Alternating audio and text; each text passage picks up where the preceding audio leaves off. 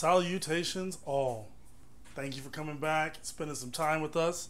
There are a million videos out there and you chose this one. And for that, we appreciate you.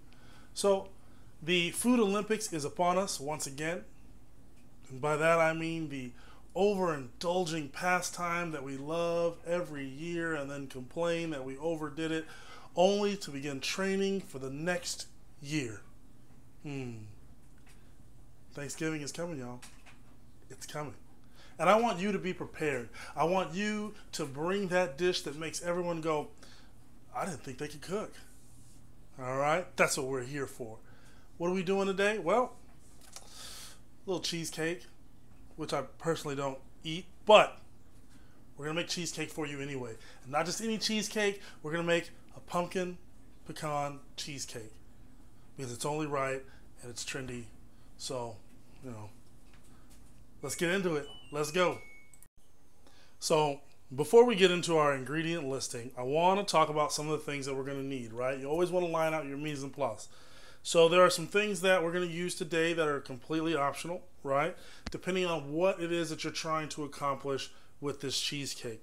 Now, I'm going to use a more traditional spring pan, called that because it comes apart there, so you can get that bad boy out of there. And we're going to use this in a water bath, and we will get into that. If you're going to use the water bath method, which to me is one of the best ways to keep from overcooking your cheesecake, keeping it of a creamy texture and so on, you're going to want to make sure that your spring pan does not leak. All right, so, give it a little test before you spend all that time and energy putting this delicious cake together only to have it washed right out of your pan. All right, now we're going to use a hotel pan. In industry, we call it a 200 pan. Why, Lucky? Well, because it typically holds 200 ounces of a liquid. That's why we do that. So we will make the cheesecake. It will set inside of this pan with water up to the rim, and we're going to cook it slow. Kind of like when we did our creme brulees. You didn't watch that video? Go ahead. We'll be here when you get back. All right.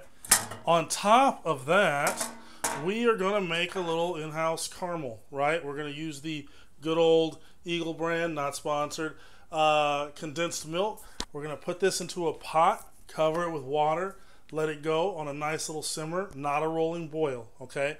Going to let it go on a simmer. You're going to have plenty of time. It takes about an hour and 15 minutes to cook this cheesecake. Now, if you don't want to do a more traditional form, tall boy cheesecake, not a problem, right?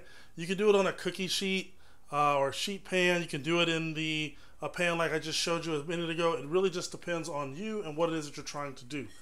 If you go the route of a sheet pan or a pan like that, a baking pan, obviously you're going to want to adjust your cooking times, right? Because you're not dealing with a large amount of liquid, so you're going to want to adjust those times, all right?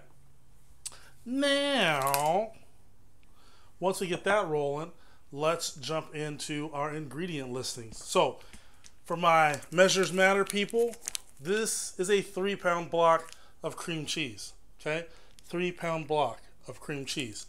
Obviously, cheesecake, we're going to need that. I've got some flour there. Now, the flour is absolutely not necessary. I have created successful cheesecakes without using the flour, but it does help to hold that bad boy together. So if you want to make it gluten-free, you can absolutely do that. You can also use a rice flour, which you can get in pretty much any of your local grocery stores, and that'll help you keep it gluten-free for those that are in need of that. I've got some heavy cream here. Now, in a lot of recipes, you'll see that they have sour cream. The heavy cream and the sour cream are there for basically the same purpose. They're going to help, that's your moisture. The sour cream is going to give it a little bit of that extra tang.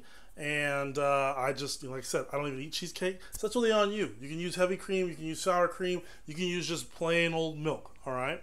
I've got my spices. We're doing pumpkin, remember? So I've got some pumpkin puree here. I have got my nutmeg, my cinnamon, and clove. Or you can get the pre-made mix, and you can just get pumpkin spice and take all of the guesswork out of it. However, remember, when you use a pre-made mix, you cannot adjust, right? Maybe you like a little more cinnamon. Maybe you like a little less clove. So, I always encourage people to have these spices because they're good for all kinds of things. Now, for a 3-pound block of cream cheese, the last cake I made, I used 4 whole eggs, okay? Today, I'm going to use some liquid eggs because I've got it. But I used 4 whole eggs. Now, on the eggs and the cheese and the cream, you want those to be as close to room temperature as you can possibly get them. It just makes the process easier. It helps everything come together. All right, I've got some brown sugar here. Of course, we've got some vanilla as well, and we'll get into those measurements here shortly. And I've got my pecans and my graham cracker crumbs. So we're going to take this butter here, and we're going to melt this butter down, and we're going to get started on the crust portion of it first. Then we're going to get into the whole shebang-a-bang of mixing it up. So bear with me. It's not a difficult thing. It just takes a lot of patience on the cooking end, but I know you've got it. I mean, you're here, right? So let's do this. All right, so as I'm getting all my stuff together, I just want to show you, just like I said, we took the Eagle brand and put it in the water. You want to make sure that the top of the can stays submerged in the water. We've got that turned on. I'm going to let that get good and hot. It takes about an hour to an hour and a half to get what I consider a light caramel. And by that I mean when you open the can, it will still run, it will still move, but it'll have that nice cooked sugar flavor that you're used to on a caramel. And about 2 hours will give you a nice thick caramel. Just have to spoon out of that bad boy. All right, we're gonna let that go and get this crust made. Okay, so we've got our butter melted down here. Now this is about a 1/4 pound of butter that I had left over from the last cake. And I know that with the amount that I made, right, I'm sorry I really couldn't give you any measurements on the crumbs. It's really going to depend on what it is that you are trying to do. But I know that I was able, with a 3-pound block, to create 1 full cheesecake in our spring pan. And then I was able to make another smaller cheesecake in a 9-inch pie pan. So just FYI to that. Alright, so we're going to go on with a little bit of our crumbs here. Graham cracker crumbs. Remember, always start small. We can always add more as we move along. Alright, I'm going to go on with a little bit of brown sugar. I would say that is about 1.5 tablespoons of brown sugar. Again, the brown sugar is not necessary. I just do it to add a little flavor to the crust. We like to season our things all the way down. And also, as that sugar cooks in, it'll help to also hold this thing together. Alright, get that mixed in. One ingredient that I did leave off the list, and it is optional. Again, you absolutely do not need it, but it's also baking powder. I will add about 2 teaspoons of baking powder to my cheesecake mix as well. It really helps to expand that bad boy. Alright, so what we're doing, we're going to add a little butter at a time and mix it in, because what we're trying to do is moisten all of these crumbs that we have in here, just to the point where we can form them and they will pretty much hold together, right? And it's alright if you get a little too wet. I often take mine, and once I've got it in my pan, I will pop it in the oven and dry it out just a little bit. Honestly, full disclosure, I don't really know if that's necessary. I'd have to call Martha and see how she feels about that. But you want to just get it wet enough that you know, when you put it together, it'll hold up to shape inside of whatever pan that you're using.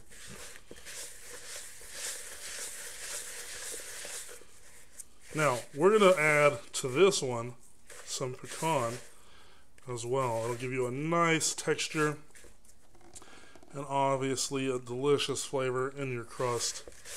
And we're going to top our cheesecake with some pecan as well.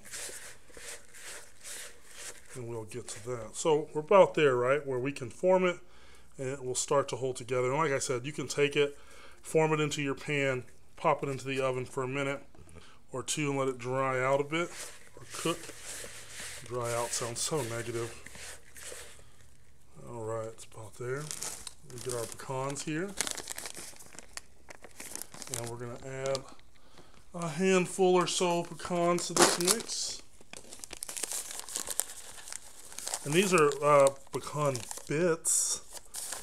as opposed to pieces, so they'll incorporate really nicely.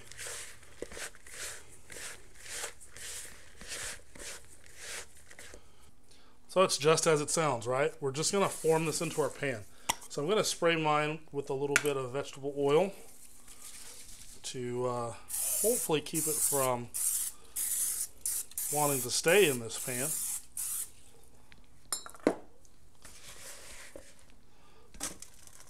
I'm just going to get it in there. See how much we've got. I might have to go back and mix a little more. And that's why we do a little at a time, right? So I'm going to mix a little more so that we can come up the walls just a hair. Just a hair more. So I'm going to do maybe a handful more of the crumbs. You want to get it as even on the bottom as absolutely possible. Best way to evenly mash it down is use a measuring cup or a small bowl or something like that, and just go through and push it down. Just wrap it down. Just wrap it down. It's a labor of love. Alright. Actually, we may not need more. This really depends on how much crust you like, right? Alright. Yeah. Easy peasy, baby. Alright, let's get into our actual cheesecake mix. So we have got our room temperature cream cheese into the good old mixer. All right. Now you can, I've got the paddle attachment on. You can do this with a whisk, but be advised, be very careful with using the whisk that you don't end up whipping too much air into your mixture, as you're going to end up having collapse from your cheesecake. It'll sink into the middle. You can also have it crack. You know, as the air begins to expand inside, it will actually crack that cheesecake. If that happens, hit me up. I can tell you how to make the cracks disappear somewhat, depending on how bad they are. All right, so first thing I'm going to do is I'm going to go in with my sugar. I'm going to cream, what we call creaming, the sugar and the cream cheese together. Please don't be alarmed by the measurements. I promise you it's not as bad as it sounds, unless, of course, your doctor is also watching, and then it is, and it's not my fault, okay? So I am going to go in with 1 1/4 cup of sugar. Remember, 3 pounds of cream cheese, okay? Plus, I'm a sugar monster. I'm not going to lie to you. Just because I don't eat the stuff doesn't mean I wouldn't make it the way I'd want it if I ate it. So we're going to start in with the cream cheese, and we're going to cream this or mix this until it's nicely incorporated and begins to smooth out for us. Loud noises. Probably should raise the bowl, huh, Goober? Yay!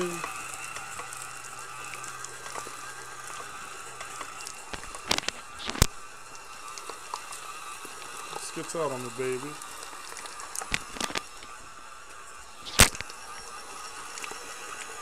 Alright, we're going to turn this up and smooth this out, so 1 second. Alright, so we've got that mixed up real nice. Sorry about the camera spazzing on us there. And I gave it a nice little taste test. The sugar is right where I personally like it. And like I said, always go small, right? What I like is not necessarily what you like. Alright? But, so, we're halfway there. Now, we're going to turn this thing back on low. For my natural egg users, my shelled egg people, you're going to want to do this process pretty slow, all right? When we start incorporating our liquids, you're going to add 1 egg, let that egg become incorporated, add another, so on and so forth, right? And we don't want to do it really high because we don't want to beat those eggs up. We don't want to beat the mixture up too much. And that'll help us keep that dense creaminess that everyone enjoys about cream cheese and cheesecakes. So we're going to go in with vanilla. Alright, I'm doing a 1/2 cup of vanilla.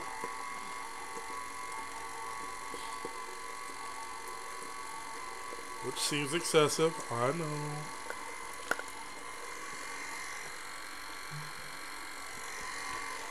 We're going to let that get nicely incorporated. I'm going to stop and get some off the walls of the mixer here. Okay. Let's get back at it.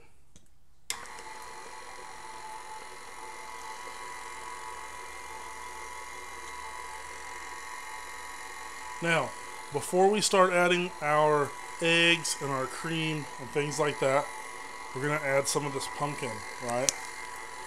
And the reason I do it this way is because obviously we're adding more moisture, and I want to make sure that we don't put too much liquid into this mix. Put that in there. The pumpkin, now the amount that you use, that's going to be on you, right? I believe they sell them in like an 8-ounce can, maybe 12-ounce can. You're just going to want to add that slow and give your mix a taste to see where you're at with the pumpkin. That is the science to cooking, right? It's a little bit of this, a pinch of that. I know that I've said there are rules in baking, you know, you got to follow the rules. It's not that I have anything against authority, you know, but you're just not the boss of me.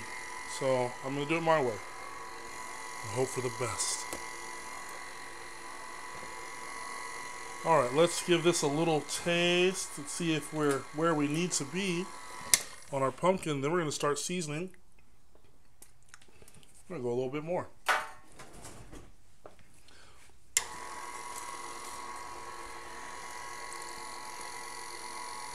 So, just off of this, so just in case you were wondering, this is a 16-ounce container. I've got roughly just under half. So we did a solid cup and maybe a cup and a quarter of the pumpkin. Now I'm going to go in with my dry seasonings. By nutmeg. So I'm going to start off with about a teaspoon and a half of nutmeg, a half teaspoon of clove,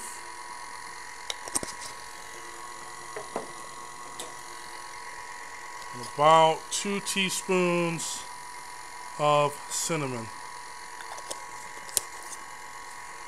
And that is our pumpkin spice. And again, we'll stop, we'll taste, because we want to make sure it's good. It's where it needs to be. Sorry for all the bowl angles. I haven't gotten another camera set up for you guys, but we're almost there, baby. Alright, turning it back on low. I'm going to add my equivalent 4 eggs to this mix. Don't spill it first. So even with the liquid egg, I add a little bit at a time. Let it get incorporated before I start adding more.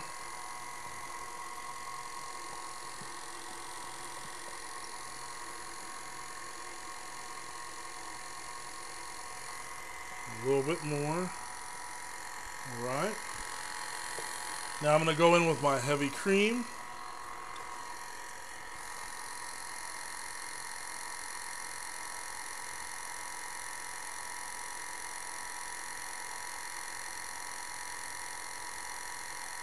Added about a cup and a half of heavy cream. And you can see how loose that mixture is getting now. It's almost pourable, which is where we're going to go. And then I've got a half a cup of flour here. Just going to sprinkle in.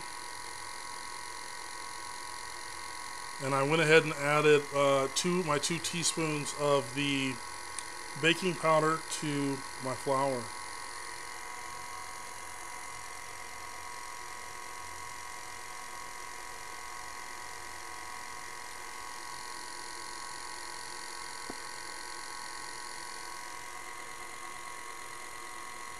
So basically what I'm looking for when I do this, because I eyeball it, right? So what I'm looking for is a consistency that is a little bit thicker than your average cake batter. So it should move a little bit, but it's definitely not peanut butter, right? All right, we've got our mix ready to go. We've got our crust here ready to receive. We're gonna throw this bad boy in there. A little at a time.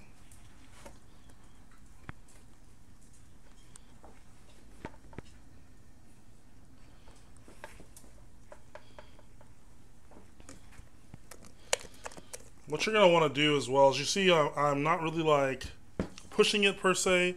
I like to consider this pillowing, like I'm fluffing this pillow. Keep in mind we have the baking powder in this mix, so you are going to get some rise out of the cake.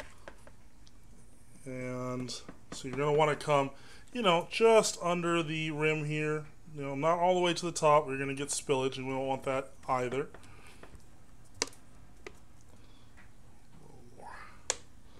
Still have enough for that other little cake I was talking about. Somebody always wants to make a to-go plate before they've eaten. So there's always plenty, alright? Let's smooth that out a bit. Make it pretty. We are going to add some more pecans to this, but that's after we pull it out, right? If we pull it in, put them in now, your pecans will burn on the top. Will actually restrict the growth of your cheesecake as well. We'll get into that another day. All right, so our cheesecake's in, right? It's all right if you give it a few drops to make sure you get all the air bubbles out. Air bubbles are not our friends. All right, and now I'm going to put this into the oven, and I'm going to pour water in. Please don't be a goofball like me and try to pour the water in now and carry it to the oven. It doesn't work out. We're going to use a pitcher. We're going to pour our water into just under the rim of this pan, right? Just under the rim of the pan. So that way, as the cheesecake rises, it's still being protected by the water. And the water bath helps to slowly cook it, right? It helps to disperse the heat into the water first, and then it goes into our cheesecake. And that's what allows us to cook it slow and still have that deliciously creamy texture that everyone has come to love. So let's do that. Okay, so we've got the cake in the oven, in its water bath. This is the hard part. This is the finding something to do for the hour it's going to take before you open the oven for the first time part. This is the resisting the urge to open the oven to check on it part. This is the part where Big Mama says stop running through the house or you're going to make my cake fall part. Okay, we're going to give this cake at 325 in the oven in our water bath a solid hour before we check on it. When we check on it, what I'll do is I'll take a spoon in my hand, I tap the middle. I want to see it jiggle just a little. Let's catch up. All right, we want to see that jiggle just a little bit, right? It shouldn't be liquidy all the way through, just a little bit of a shake in the middle. Hopefully I can get that on camera for you guys to see so you'll know exactly what I'm talking about. Once we get there, we're going to turn the oven off, but we're going to leave the cheesecake in the oven in its water bath, right? We're going to crack the oven to let a lot of that heat out, but we're going to leave it in its water bath at the end of it, right? We're going to let that sit for another hour or so as it begins to naturally cool down. The reason that we do that is because moving it out of the water and onto your countertop, right, into your cool air of your house, can cause the temperature to drop too quickly, which could make the cheesecake sink in and cause you all kinds of other little problems. So to keep it nice and uniform, we let it come down in its own time. No one wants their buzz harshed, you know what I mean? Including our cheesecake. By that time, our caramel that we're boiling over here, or I should say simmering, nicely simmering, should be right where I like it, right? Not too thick, nice, and anyway. And we're going to take that, we're going to put our pecans on top, we're going to drizzle that caramel right on top of there. It's going to be spectacular. So we've got an hour before we turn the oven off. So I don't know, man. You want to go play some Call of Duty, a little Madden, check out The Harder They Fall, all right? When you get to the middle, that's an hour because it's long, then we're going to come turn the oven off. Then you have another hour to wait. You can finish the movie. By the time it's done, we'll be ready to pull that cheesecake and finish it off, right? So, what are you doing? Karaoke? Yeah, let's go do that. All right. So, like I said, we've cut the oven off. I've got the door cracked open here to let the excess heat go ahead and go on out. And we're going to leave that cheesecake sitting in the water bath for another hour before I try to move it. Because it's still cooking, right? It's still hot. The water is still hot. It's still doing its thing. We don't want to overdo it. I also don't want it to fall or anything like that, so I'm going to just leave it be. Also went ahead and killed the heat on our condensed milk here, right, our caramel. And like I said, we're going to let that also sit. Bring it all together. Throw some pecans on top, drizzle it down, and then drop it off at somebody's house. So bear with me. Let's go finish this movie, and we got one more hour to go. All right, y'all. Here we go. Home stretch. Did you finish the movie? What'd you think? It's pretty good, right? All right. So our cheesecake is out. It is still slightly warm, which is okay. But it's at a point that we can go ahead and top it, put our caramel on it, and we can put it in the refrigerator and let it cool overnight. Tomorrow it'll be ready to go. So let's see what we got, right? All right, so here is our final product. Crust is a little uneven around the sides, but again, it is what it is. You might see that we did get a small crack there from my clumsy fingers when I went to test. If you're going to serve it and you want it to be absolutely smooth, one of the things that you can do is you can take a little warm water on your fingers and kind of knead that to close it up. Sadly, what you can't see on this side is, looks like maybe my spring pan, I didn't get it sealed up properly, so my crust got a little bit wet. But that's alright, we can fix that to a degree. We can fix that. Alright, so let's go ahead and get it topped, right? I went ahead and got the condensed milk out. If you go to open it while it's still warm, please be careful. It will come firing out of there on you. As you can see from the color, cooked it up real nice. You can let it go longer. It'll just get darker and thicker. Like I said, if you go too long, you'll have a hard time getting it out of the can. Alright, so I'm not going to worry about the crack because we're going to cover this. I am not going to lie to you. I am a little bit, I feel some kind of way. My crust got wet, and I don't even eat this stuff, but still. Alright, so I'm going to take my pecan pieces and cover the top of this really nicely with it. Real heavy. And we're going to use the cooked down condensed milk or our caramel as our glue. And that's also, you know, I could hide my terribly wet crust over there. I could hide that with a little bit of pecan too. I can take the pecan and, you know, just kind of like a cake, rub it around the edge and hide the fact that I messed that up. Alright, use my spoon here and try to drizzle, work my way in a couple times, then go back to the edge so you get that really sexy drizzling down the sides. Now this is still warm, so obviously as it cools, it will set up real nice and help to keep the pecan on there. It'll go in the refrigerator. I would say get it into the fridge.